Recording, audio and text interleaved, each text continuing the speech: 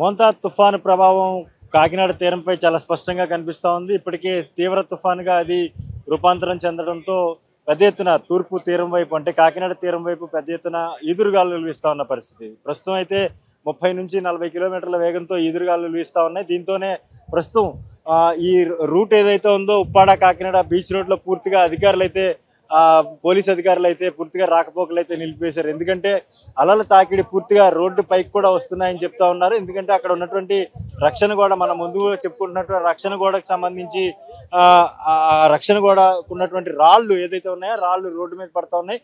పలువురు అధికారులు కూడా లోనికి వెళ్లేందుకు సాహసం చేసినప్పటికీ కూడా అక్కడ ఉన్నటువంటి సిచ్యువేషన్ బయటకు తెలియజేయడానికి ఏర్పాటు చేసినప్పటికీ కూడా ప్రస్తుతం అయితే మాత్రం అక్కడ లోనికి వెళ్ళలేని పరిస్థితి మనం చూసుకోవచ్చు.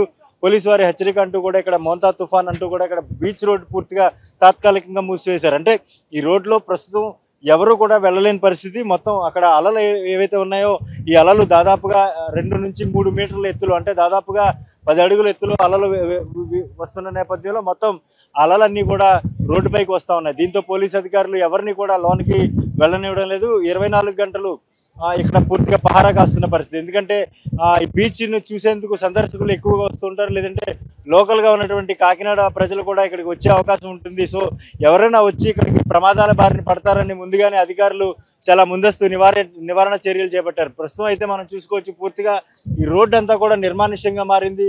ఈదురుగాలుల ఎఫెక్ట్ కూడా చూడొచ్చు. చెట్లు కూడా దాదాపుగా చాలా భారీ ఈదురుగాలులకి ఊగుతున్న పరిస్థితి. అంటే ఇంతకు మించి 3 రెట్లు ఎక్కువగా కూడా ఇక్కడ ఈ గాలులు వీచే అవకాశం ఉంది. ఎందుకంటే భారత వాతావరణ శాఖ ముందు నుండి చెప్తా ఉంది 110 కిలోమీటర్ల వేగం అత్యంత గరిష్టంగా 120 కిలోమీటర్ల వేగంతో కూడా గాలులు వీచే అవకాశం ఉంటుందని చెప్పేసి ముందు నుంచి భారత వాతావరణ శాఖ హెచ్చరిస్తున్న నేపథ్యంలో ప్రస్తుతం ఉన్న ఈ సిచ్యువేషన్ మరింత కఠినతరం అయ్యే పరిస్థితి కనిపిస్తుంది. మరింత ఎక్కువగా అలలు వీచే పరిస్థితి కూడా కనిపిస్తుంది. ప్రస్తుతం మనతో పాటు ఇక్కడ పహారా కాస్తున్నటువంటి పోలీస్ అధికారులు ఉన్నారు. వాళ్ళతో మాట్లాడే ప్రయత్నం చేశారు. సార్, ఏంటి లోపల ఉన్న సిచ్యువేషన్ ఏంటి? ఎందుకు ప్రజల్ని కానీ ఇటు ఎవరిని కూడా వెళ్ళనివ్వకుండా కట్టడి చేయడానికి కారణం ఏంటంటారు?